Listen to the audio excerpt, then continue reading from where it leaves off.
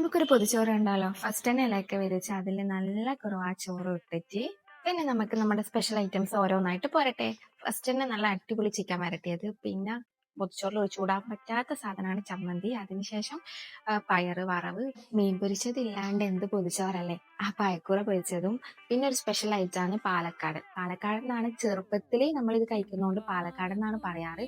അത് അമ്മമ്മയുടെ സ്പെഷ്യൽ സാധനമാണ്. പിന്നെ മുളകുണ്ടായിരുന്നു, ഉപ്പുമാങ്ങ ഉണ്ടായിരുന്നു. പാലക്കാട് മുട്ട ഉണ്ടെങ്കിലും മുട്ട ഓംലേറ്റ് ഇല്ലാണ്ട് പൊതിച്ചോറ് എന്തായാലും കംപ്ലീറ്റ് ആവില്ല എന്ന് അറിയുന്നത് കൊണ്ട് അതും ഉണ്ടായിരുന്നു. എന്നിട്ട് പിന്നെ അമ്മ ഇതൊക്കെ ഫുള്ള് കെട്ടി നല്ല അടിപൊളിയായിട്ട് സെറ്റ് ആക്കുന്നുണ്ട്. സത്യം പറഞ്ഞാൽ ഇതൊന്നും കെട്ടുന്നൊന്നും ഞാൻ കണ്ടിട്ടില്ല. ഞാൻ ആ ടൈം കുളിക്കുന്നതിനുണ്ടായത്.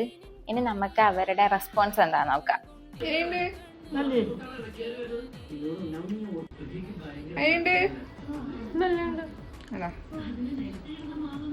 അമ്മയുടെ അമ്മമ്മയുടെ ഒക്കെ എക്സ്പ്രഷൻ കണ്ടപ്പോൾ തന്നെ മനസ്സിലായിട്ടുണ്ടാവുമല്ലോ എന്തൊരു ടേസ്റ്റ് ആണെന്നുള്ളത്.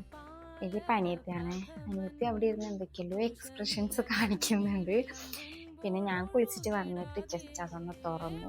പക്ഷെ പൊതിച്ചോറെന്ന് പറഞ്ഞൊരു സംഭവം അടിപൊളിയാണല്ലേ. നമ്മളും ഇത് ആദ്യമായിട്ടാണ്, ഇത്രയും ഫേമസ് ആയ സാധനം ആദ്യമായിട്ടാണ് വീട്ടിൽ ട്രൈ ചെയ്ത് നോക്കുന്നത്. പക്ഷെ സെറ്റാണ്. ആ കുറേ കഴിഞ്ഞിട്ട് അത് തുറക്കുമ്പോൾ കിട്ടുന്ന ഒരു ഫീൽ ഉണ്ടല്ലോ, അത് അടിപൊളിയാ. പൊതുവെ എന്ന് വെച്ചാൽ എനിക്ക് കുറേ കറികളൊക്കെ ഉണ്ടാകുമ്പോൾ സദ്യയൊക്കെ തിന്നാൻ തന്നെ ഭയങ്കര മടിയാണ്. തിന്നാൻ മടിയെന്നല്ല, വേഗം തന്നെ വയറ് നിറയും. അതാണ് മെയിൻ ഇഷ്യൂ. കുറേ കറികളൊക്കെ ഉണ്ടാകുമ്പോൾ നമുക്കിതിൽ ഏത് സെലക്ട് ചെയ്യണം എന്നുള്ള ഒരു കൺഫ്യൂഷനും കാര്യങ്ങളൊക്കെ ഉണ്ടാവും.